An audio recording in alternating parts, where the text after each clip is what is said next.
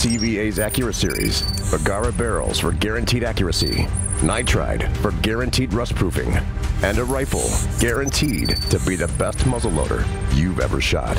CVA, it's just a better gun. This segment is being sponsored by Mowing and More, proudly serving Wilson County for over 15 years. Give them a call for all of your lawn care, landscaping, and irrigation needs. All right, welcome back, everyone. We do not have a cooking segment tonight. We don't. It was just a personal thing that Miss Shannon had going on. Miss Shannon had to do something, and she couldn't be here. Nobody else could fill in for her right quick. Yeah, Tom had a bunch of catering tonight, so everybody was just covered. It happens. It happens.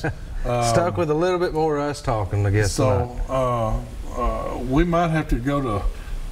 Where's our favorite? Waffle House. Waffle House. Waffle House. We can go to the Awful Waffle. Or something like that. We might have to go there. Get us 3 sunny side up. Yeah, it is. It's going to be rough tonight not having our something. We always have something to eat. If you said something, she had some crawfish corn soup made. What? Crawfish corn soup, we missed it. We're experiencing technical difficulties right now. Sorry for your screen scratching out there. Miss Cindy's going to be missing here. Yeah. We got to go get some of that soup. I guess that's our next recipe of the week with you when we're down there next time, right? That's right. We're doing it again. But we'll take this part of it. We were just talking during the intermission. Every state's got different laws. Like you were talking about the Napoleonic law that they've got in Louisiana now. Yep. And it's crazy how we sit back and we don't do anything till it's too late. Yeah, everybody feels and then we get offended. Too much of a burden for them to do anything. Yeah. Well, everybody thinks, I know what they're thinking. Everybody thinks, oh, they'll take care of it. Somebody will take care of it. Somebody will. That's right. And then you find out, and those people thought the same thing about the other people. Nobody did anything. Nobody did anything. That's right. And so they went ahead and did whatever they wanted to. And what he's talking about, they've got a lot of problem down there where people are closing them out of waters. Some places where they fished, they grew up with their grandpa fishing. Yeah. They've been there forever, and now they're starting to close them off, put gates up and chains up, and keep people from going in there fishing these waters because they're claiming it as private property now. I'm gonna tell you something though, ladies and gentlemen, right now, the more you take away from hunters and fishermen, the more you're gonna see crime rates jump up. I agree. I'm telling you, that's a fact.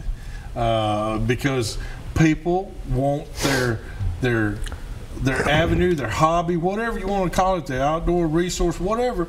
But a lot of people depend on food that they get from the ocean or the waters and from the land. Look at folks like them; they make their living. They make their living, and lots of people around them make their living right there on that water. I mean, that's a big deal. It is getting absolutely scary with all the restrictions that we're having to go through all the time. It's unbelievable. Now I can understand. Now I do understand biologists that especially fisheries biologists that go, hey, we need a slot limit. Well, there's a reason they need a slot limit, and it's not behooved to guys like me that just sit there with typical fishermen, one jerk waiting on another jerk. Right. They've done actual studies. And when they get the harvesting in, and they say, well, we're kind of slacking. We didn't do so well on last year's hatching. So there's reason for doing stuff like that.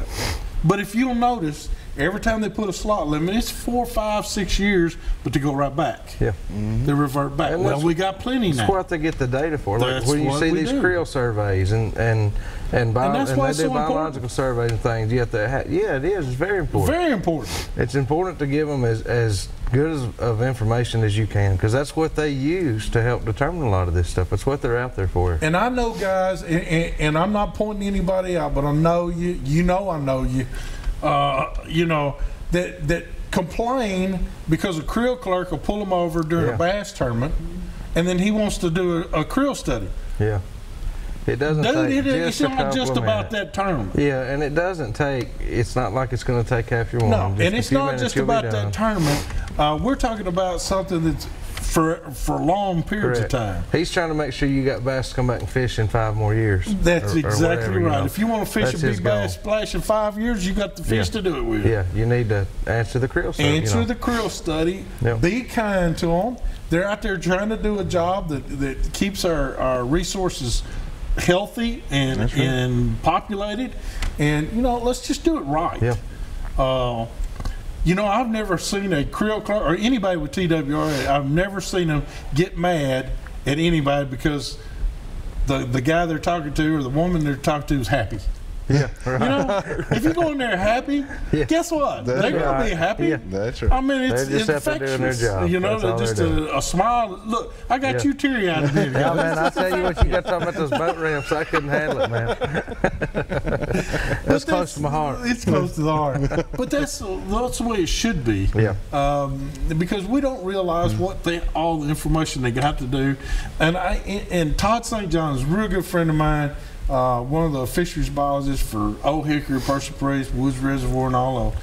Man, you'd be amazed at how much information has to come across his desk before he realizes, you know, hey, we got a little problem here at Woods on this, and you know, 2 years ago we didn't have a good hatch of crappie on that year, and you know, the walleye's off on this one here, and so he's constantly having to weigh that information all the time. You and I, we just worry about, do we need toughies or we need large shiners? What do we want to throw today? What are we going to throw today? Need a red like you did last week. Did you bring the cookies this time? We That's always our got worry. the cookies, Yeah. And You're exactly right, Did Mama Tom. bring a bologna sandwich, or you know, for me too? You know, that's what we're worried about. When actually we're not seeing anything. Yeah. And my, you know, next time a creel clerk pulls you over, be kind to him and offer him a cookie. He's probably hungry. He's probably hungry. Knowing Al Bartoletto, he probably is hungry. He probably is. Guys, we're going to take another quick break. When we come back, we'll have a calendar of events for you, and we'll wrap up this week's Southern Woods and Waters.